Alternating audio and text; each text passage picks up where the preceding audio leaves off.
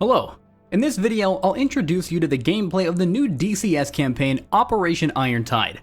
This is a dramatic campaign and differs significantly from regular scripted campaigns. If you've ever played my previous dynamic campaign, Operation Flaming Sunrise, you'll already have some idea of what it's all about. However, many things have changed. So, to get the most out of the campaign, I recommend watching this video here before playing. In the Flaming Sunrise campaign, the player planned missions for themselves and 4 other Hornet flights. Now, the player is responsible not only for their own mission, but also for planning the missions for the entire operation. The main principle remains the same. The events of the previous mission determine the starting situation of the next one. To enable this, the player enters a code received at the end of the previous mission via the F10 menu. The player will then assign tasks to 4 F-14 and 6 A-18 squadrons to best support ground forces in combat. You can participate in the mission flying as the flight lead of a Tomcat or Hornet pair. The goal of the campaign is to give the player as much freedom as possible in planning missions to achieve strategic objectives. Destroying enemy ground forces can help advance friendly ground troops, but it's not enough on its own. The enemy's logistics and air support must be crippled. Achieving this requires gaining air superiority, destroying strategic targets, and, of course, neutralizing enemy air defenses. Now, it might sound a bit complicated, but trust me, it really isn't. To help you get started, I'll walk you through a simple mission plan and execution in this video. The story is explained in much more detail in the campaign documentation, but in short, the US Army and Marine Corps are launching a ground operation against the Hezbollah organizations in Lebanon. Syria has vowed to offer unwavering support to the terrorist group, so the resistance will be fierce. To support the ground operation, 2 carrier strike groups are operating in the area, along with Marine Corps Hornet squadrons based at Israel's Ramat David Air Base. To plan the first mission, you'll find all the necessary information you need in the campaign documentation. But for the following missions, you'll receive a detailed situation report at the end of the previous mission. So, it's worth already thinking ahead about what you plan to do in this next mission. At the beginning of each mission, the player enters what's called a mission code, an 8-letter sequence. For the first mission, the code consists of 8 A's. At the start of the first mission, the ground operation is just getting underway, and the enemy force disposition is still unclear. Intelligence will provide you with more detailed information as the campaign progresses. At this stage though, close air support missions are possible, but may not be very effective.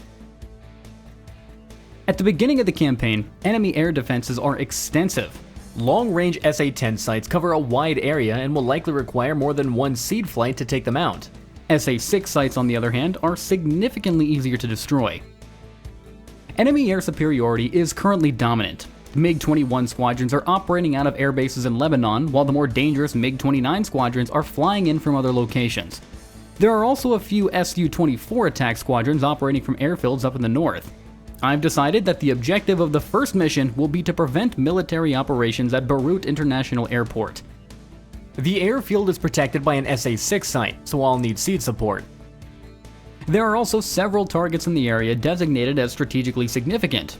One of these, a power plant, appears to be located near the Beirut airfield, so I plan to strike it as well. Now, not all targets are included in every squadron's air tasking order, so I'll be the one to determine which squadrons to assign to each mission. The seed task against the SA-6 site in Beirut is available to both the CVN-71s and Ramat David Base Hornet squadrons.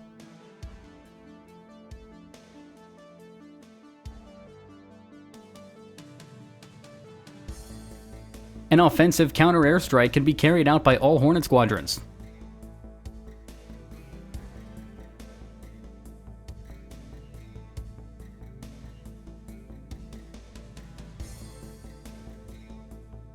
The strike on the power plant falls under the CV-973's Hornet Squadron's task list.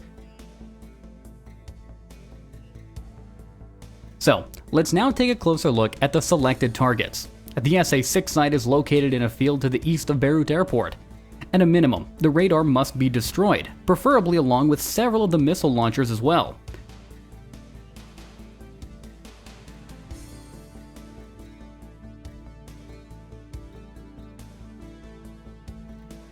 The civilian area of Beirut Airport is strictly off limits for bombing. On the military side though, 4 high-value targets have been identified: the Lebanese Air Force Command Center, an aircraft maintenance facility, a weapons depot, and several fighter aircraft parked on the apron.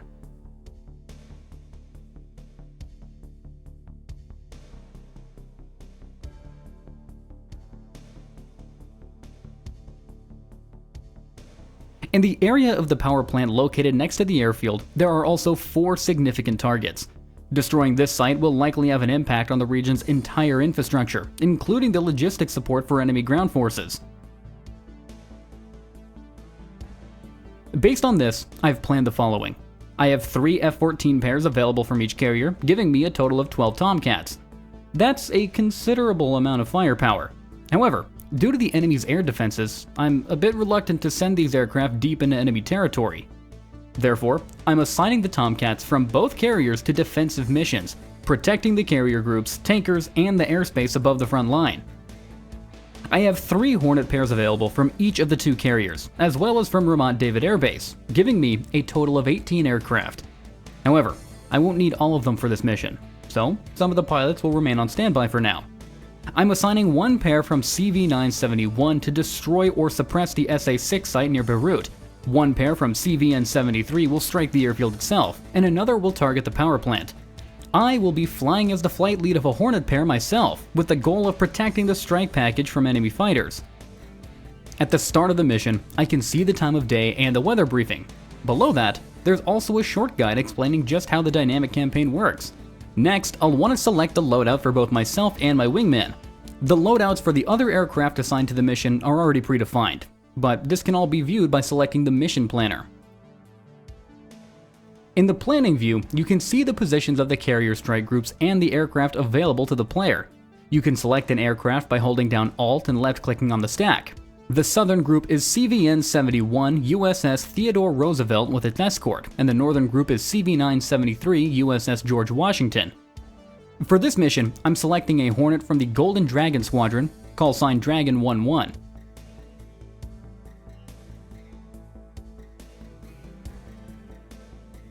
I'm not expecting heavy resistance from enemy air force for this mission, but it's better to be safe than sorry.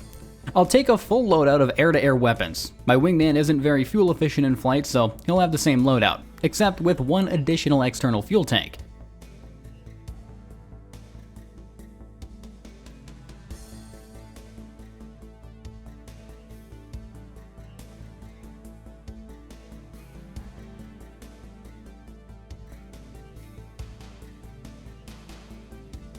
And now, we're ready to begin the mission. At the start of the mission, we see a menu where we select the Dragon 1 flight, the pair we just armed.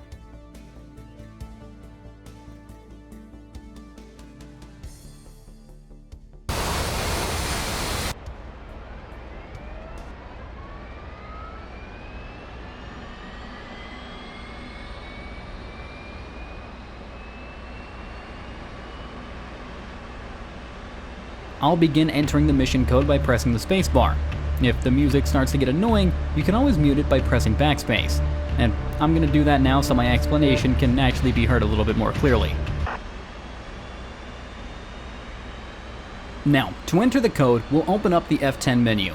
I'll input each letter of the code individually, and it's best to take your time doing this. The F menu can easily become overloaded. I'm not really sure why, but for some reason it works a little bit better if you speed up the time to 2 or 3 times the normal in-game speed while entering the code.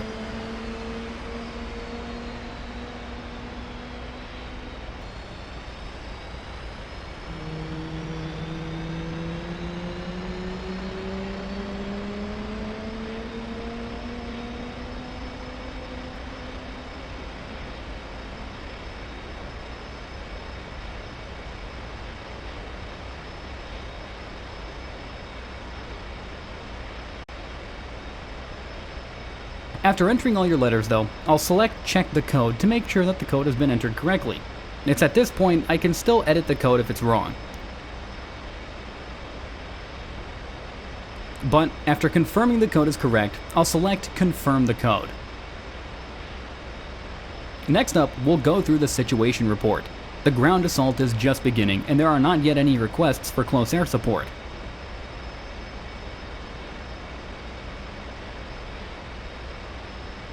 The enemy air forces are strong as we discussed earlier.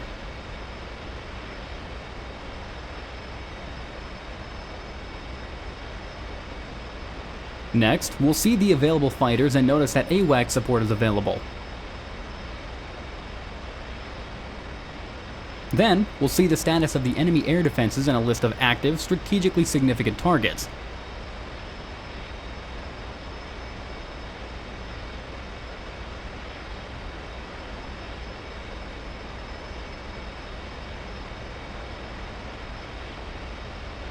Next up, we move on to assigning the selected missions to the other aircraft. First, I assign the F-14 pairs from both carriers to defensive tasks, just as we planned before.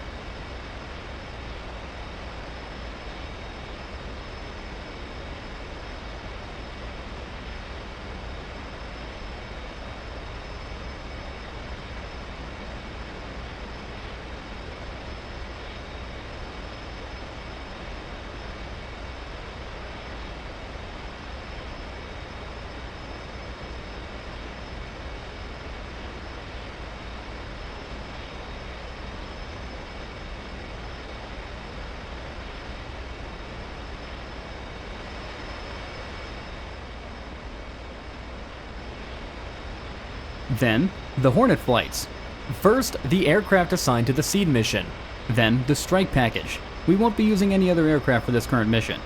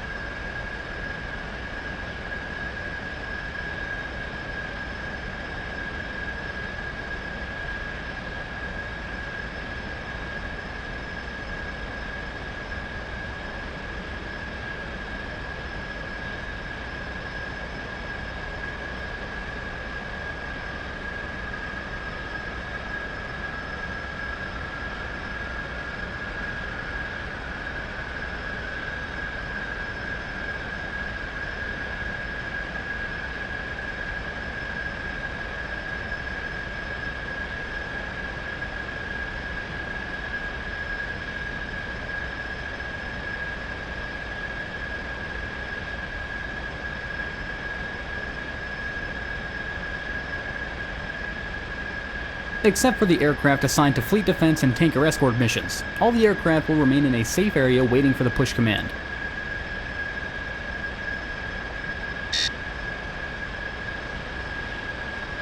While the other flights are making their preparations and taxiing to the catapult, I perform my own pre-flight preparations. The player can taxi at any time. This generally isn't an issue, especially at land bases. However, carrier taxi logic occasionally changes, so the safest option is to taxi last to avoid any collisions.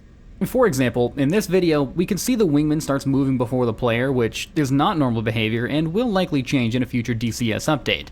Anyway, since this isn't a Hornet tutorial, we're going to go ahead and fast forward through some of the preparations so that we can get to the actual mission.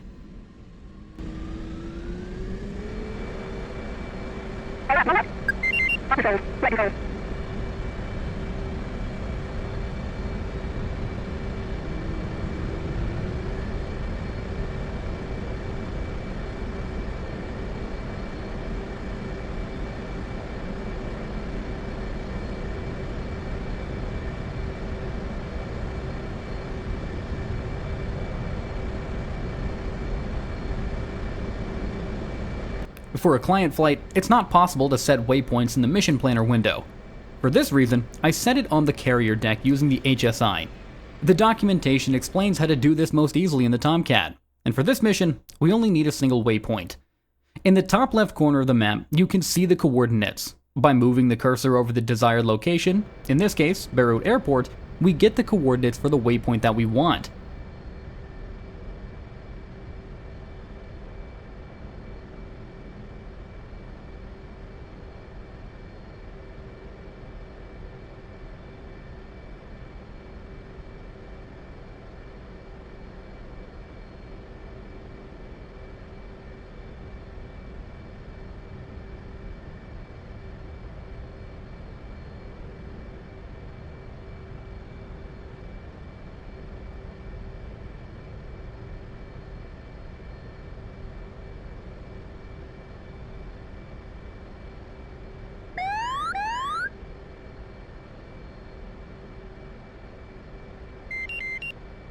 There is plenty of time for preparations as well if you end up launching all 6 available pairs from the carrier.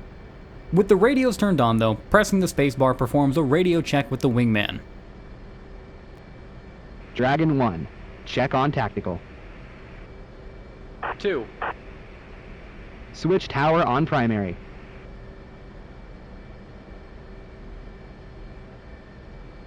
Dragon 1, check on tower.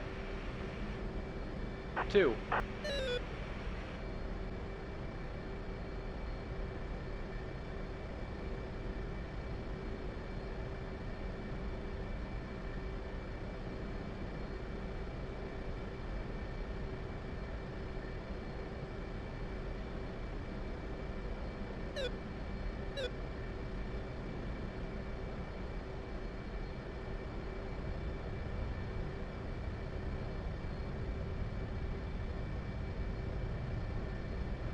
Since the player's task is to lead all flights assigned to the mission, and DCS doesn't conveniently support giving position reports over the radio, I've decided to enable friendly units to be visible on the map. This simulates the AWACS radar view and the position reports given over radio. Now, in most missions, timing is everything. The strike package cannot enter the area before the seed flight has done its job. On the other hand, the seed flight must not fall into the hands of enemy air forces without escorts.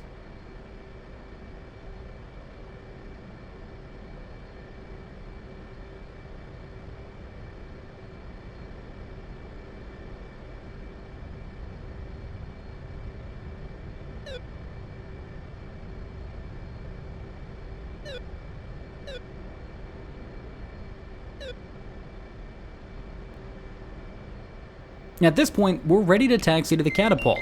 Now, the deck crew is a great immerse-enhancing feature, but at times it can cause some significant delays, and not all catapults are used efficiently.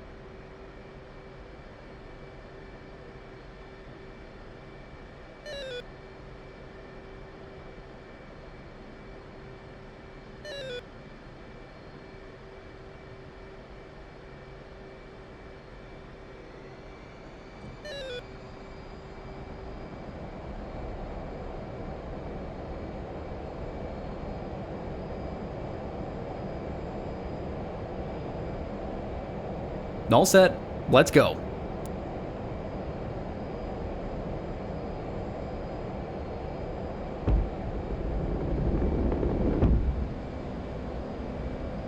Landing gear up.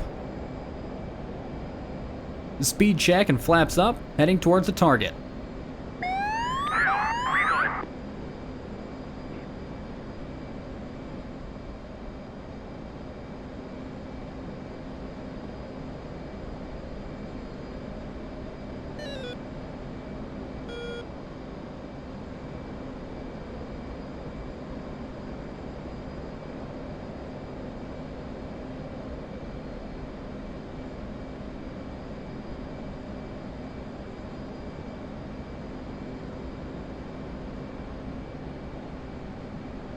Oops, radar was left off. There you go. As you guys can see, not a Hornet tutorial.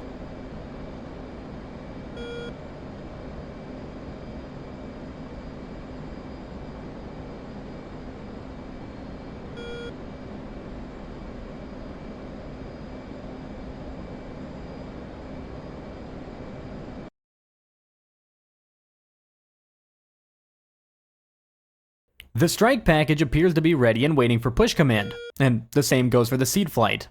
Enemy air activity over the sea is minimal or non-existent because the carrier's air defense range extends nearly to the coastline.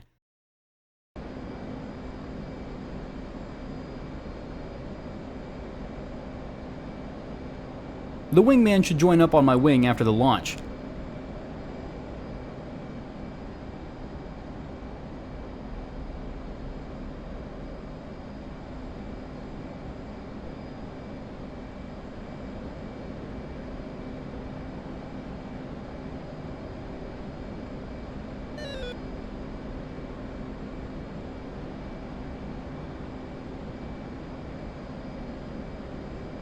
Dragon 1, switch strike on primary. 2.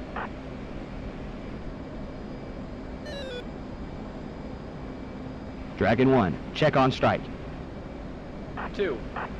Radio frequencies are, of course, Strike. found on Dragon the 1 kneeboard. checking in. Dragon 1, strike. Proceed as fragged.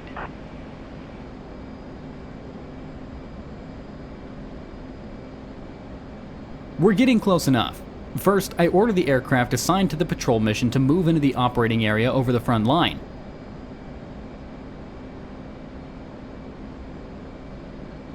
Strike to all patrol and sweep flights. Push now. Next, I'm ordering the seed flight to push. Again, this is done through the F10 menu. Now, the push order can be given either to all aircraft assigned to the same mission type all at once, or individually to aircraft assigned to a specific target. Strike to all seed flights. Push now.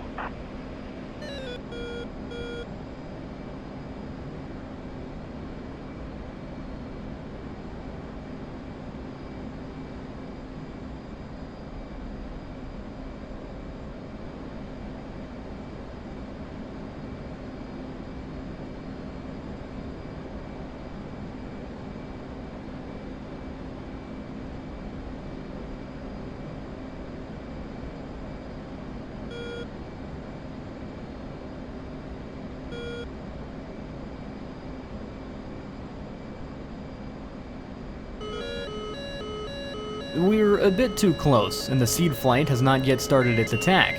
There are still no signs of enemy aircraft.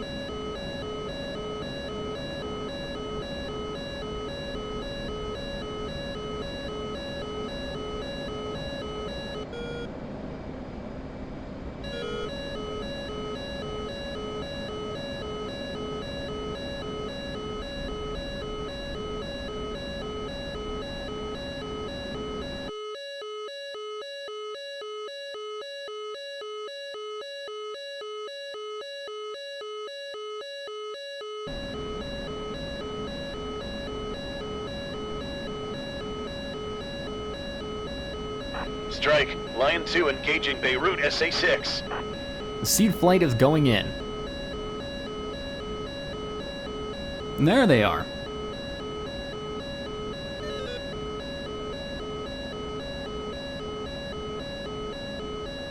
There goes the harm missile.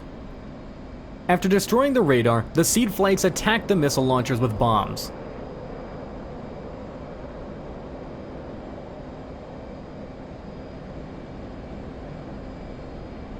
All units, strike. Be advised. Enemy launching fighters from Beirut. Enemy aircraft are taking off from Beirut. It's our turn to act. and at the same time, I'll give a push command to the strike package.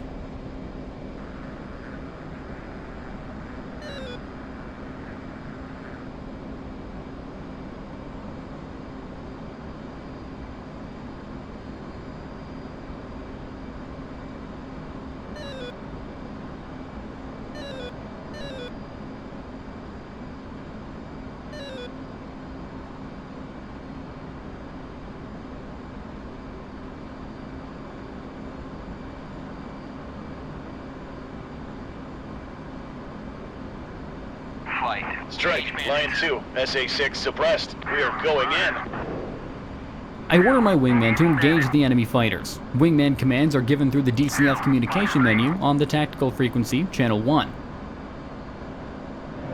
Box 3.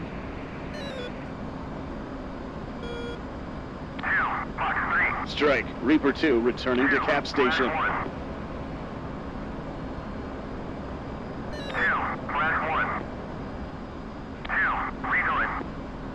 Shit, Lion 2-2 got hit. I'm ejecting.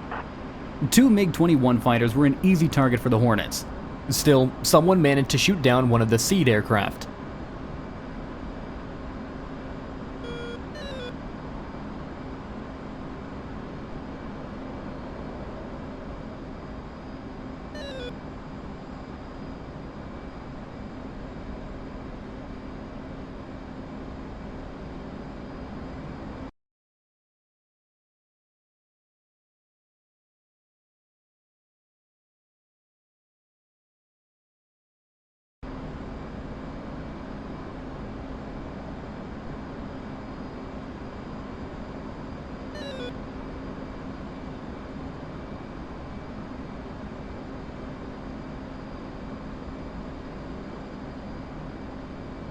The strike reports are popping up enemy aircraft, but I want a clearer picture. I can switch to channel 6 and request a picture from built-in AWACS.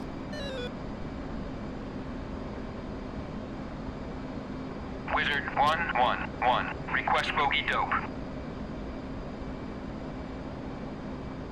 1, Wizard 1-1, clean.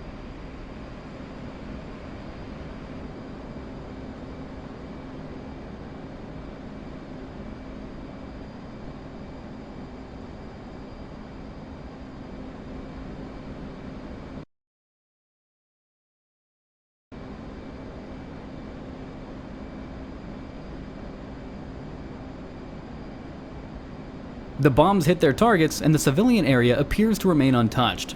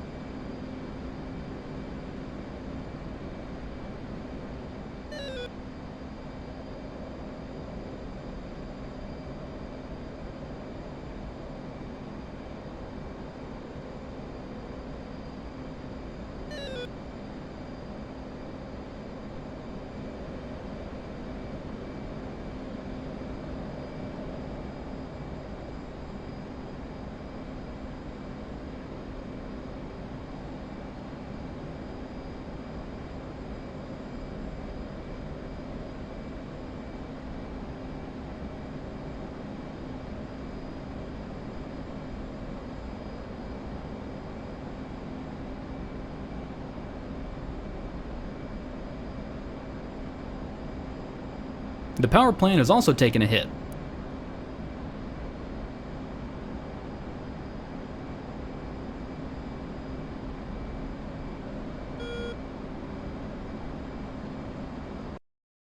The strike package returns home after completing the mission. The patrol flights can also now be released from their task. This time, no enemy aircraft were detected over the front line.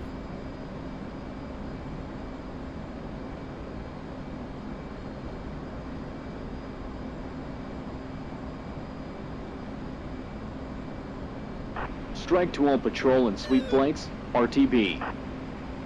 Strike, Lion 2, SA-6 destroyed. Lion 2 RTB. The seed flight also reported mission accomplished.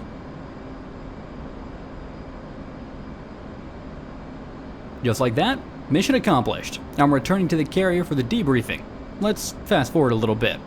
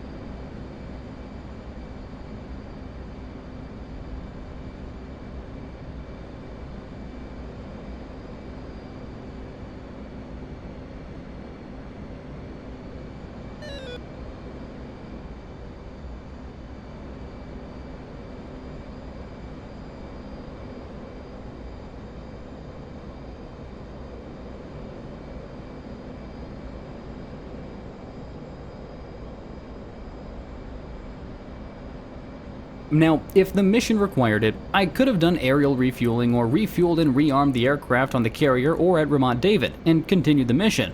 But this time, it wasn't necessary.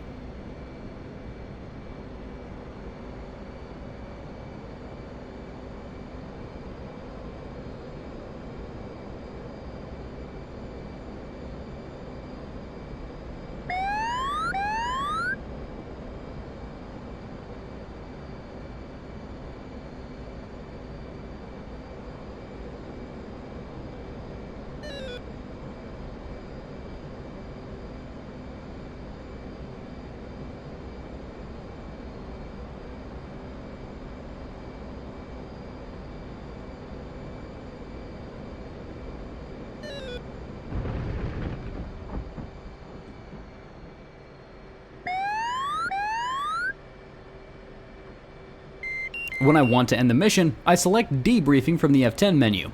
I can still return to the mission by pressing backspace or proceed to the debriefing by pressing the spacebar. This starts the evaluation of the mission events. Anything that happens after the evaluation has started and will no longer affect the next mission. And if I lost my own aircraft during the flight, the evaluation would start automatically.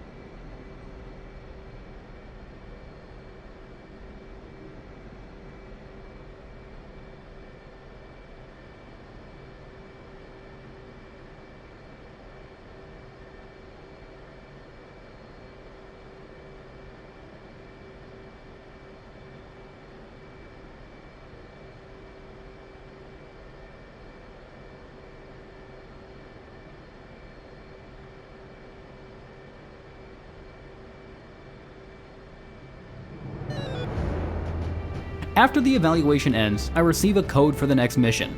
It's a good idea to write this thing down or take a screenshot.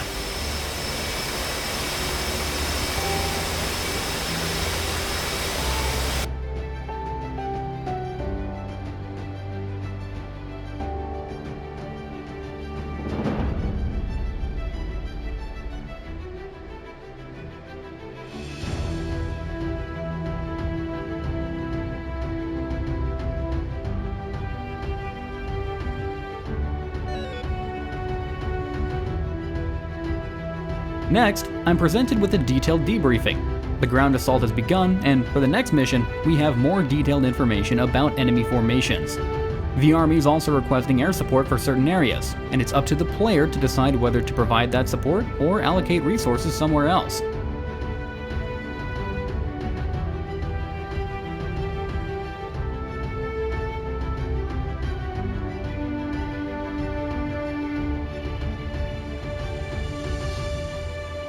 The infrastructure at Beirut Airport has been damaged to such an extent that military operations from there are currently not possible. Unfortunately, we lost one Hornet. For the next mission, we'll still have the same number of aircraft available.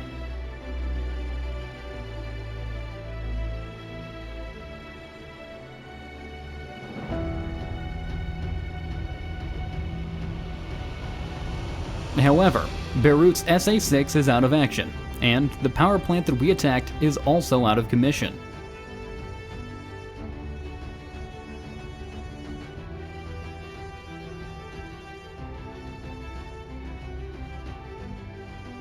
But that's gonna do it for this mission. Thanks for watching the video. Hopefully, you'll enjoy the campaign.